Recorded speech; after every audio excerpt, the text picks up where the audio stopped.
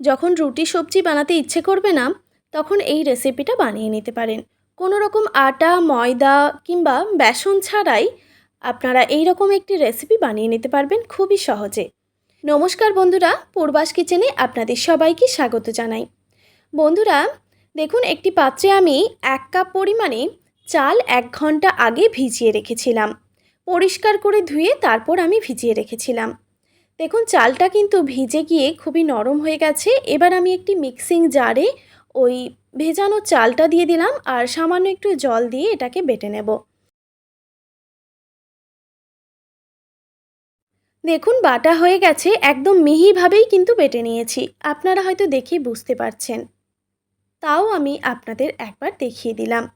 এইভাবেই কিন্তু বেটে নিতে হবে। আর চাল বাটার সময় যদি মনে হয় একটু জলটা কম পড়ছে, তো সেই সময় একটু একটু করে জল দিয়ে এটাকে সময় নিয়ে বেটে নিতে হবে। এবার একটি বড় পাত্রে আমি এটাকে ঢেলে নিচ্ছি।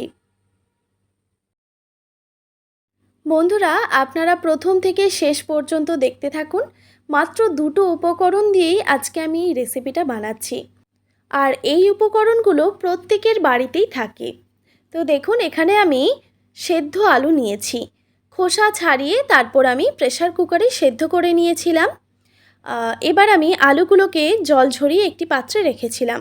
এবার দেখুন সেই মিক্সিং জারে, মানে যেই মিক্সিং জারে আমি চালটা বেটে নিয়েছিলাম সেই জারের মধ্যেই আলুগুলোও দিয়ে দিচ্ছি। এবার আলুগুলোকেও বেটে নিতে হবে। তবে আপনারা চাইলে আলুগুলোকে কিন্তু হাতে কিংবা ম্যাশারের সাহায্যে ম্যাশ করে নিতে পারেন। দেখুন একদম মিহি করে আমি আলুটাকেও বেটে নিয়েছি।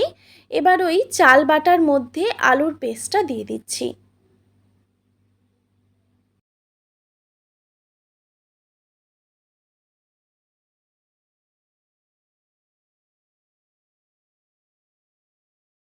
এবার এই দুটো উপকরণ খুব ভালোভাবে মেখে নিতে হবে। তবে হাতের সাহায্যেই এই উপকরণগুলো মেখে নিতে হবে। দেখবেন প্রথমে পরিষ্কার করে হাত ধুয়ে তারপর মেখে নিতে হবে।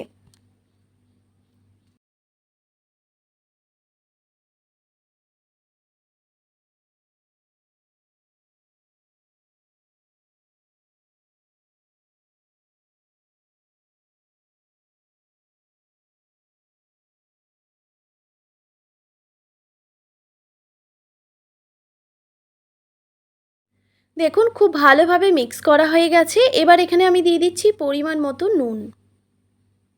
আর দিয়ে দিচ্ছি ঝালের জন্য কাঁচা লঙ্কা কুচি। আমি এখানে 4-5টা মতো কাঁচা লঙ্কা কুচি করে দিয়েছি। তবে বন্ধুরা, আপনারা কিন্তু ঝালের পরিমাণটা কমিয়ে কিংবা বাড়িয়ে দিতে পারেন। আর বাচ্চাদের জন্য যদি বানাতে চান সেক্ষেত্রে লঙ্কাটা স্কিপ করে দেবেন। এরপর দেখুন এখানে আমি সামান্য একটু কারি পাতা নিয়েছি আর পাতাগুলোকে একটু কুচি করে দিয়েছি। তবে আপনাদের কাছে যদি কারি পাতা না থাকে সেক্ষেত্রে আপনারা ধনেপাতাও ব্যবহার করতে পারেন। এবার এই উপকরণগুলোকে খুব ভালোভাবে মিক্স করে নিতে হবে। মিক্স করা হয়ে গেলে এটাকে রেস্টে রাখার কোনো প্রয়োজন নেই। এবার কড়াইতে আমি দিয়ে দিচ্ছি পরিমাণ মতো সাদা তেল। এবার তেলটাকে খুব ভালোভাবে গরম করে নিতে হবে। তারপর গ্যাসের ফ্লেমটা মিডিয়াম টু হাই রেখে এইগুলোকে ভেজে নিতে হবে। দেখুন আমি এরকম ছোট ছোট ফুলুরির মতো দিয়ে দিচ্ছি।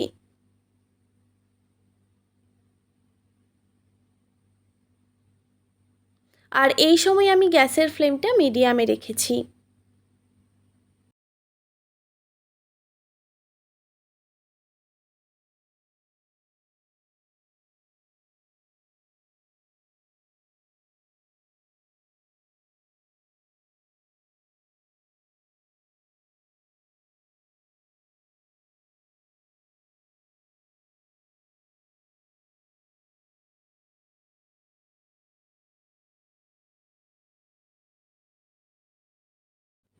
আমি কিন্তু সব একসঙ্গে ভাজবো না, প্রথমেই কিছুটা আমি দিয়ে দিলাম, তারপর পরের ব্যাচে বাকিগুলো ভেজে নেব।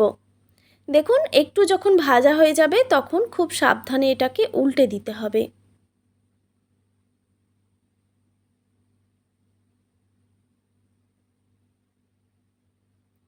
এবার উল্টে পাল্টে গ্যাসের ফ্লেমটা মিডিয়াম টু হাই রেখে খুব ভালোভাবে ভেজে নিতে হবে। দেখুন খুব ভালোভাবে কিন্তু ভেজে নিয়েছি আর এর মধ্যে একটা কালারও চলে এসেছে। এবার আমি এইগুলোকে তেল থেকে তুলে নিচ্ছি। আর তেল থেকে তোলার সময় অবশ্যই গ্যাসের ফ্লেমটা হাই করে দিতে হবে।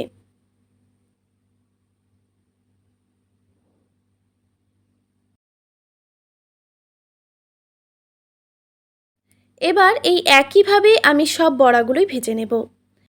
দেখতেই পাচ্ছেন বন্ধুরা, কত সহজে তৈরি হয়ে গেল একটি দারুণ মজাদার একটি রেসিপি। আর এই রেসিপিটা শুধুই খেতে কিন্তু দুর্দান্ত লাগে। দেখুন ওপর থেকে কিন্তু মুচমুচে আর ভেতর থেকে একদম সফট হয়েছে, আপনারা দেখেই বুঝতে পারছেন। আর খেতেও কিন্তু অসম্ভব টেস্টি হয়। আপনারা অবশ্যই এইভাবে ট্রাই করবেন।